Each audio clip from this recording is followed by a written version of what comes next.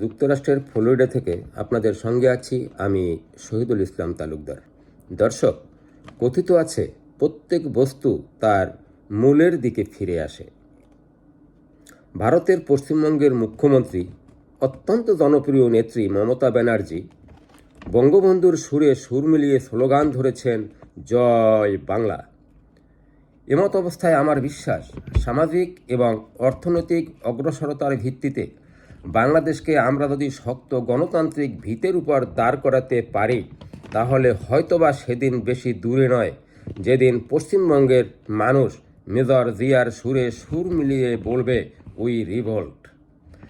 আর এসবের একমাত্র কারণ হলো বাংলাদেশ তথা এক সময়ের পূর্ববঙ্গ এবং পশ্চিমবঙ্গের মানুষের মধ্যে রয়েছে অবিচ্ছেদ্য রক্তের বন্ধন, যা রাজনৈতিক সীমারেখার বাধ্যবাধকতা দিয়ে বেশি দিন আলাদা করে রাখা যায় না। দর্শক, আজকে এ পর্যন্তই। ভালো থাকবেন। আসসালামু আলাইকুম।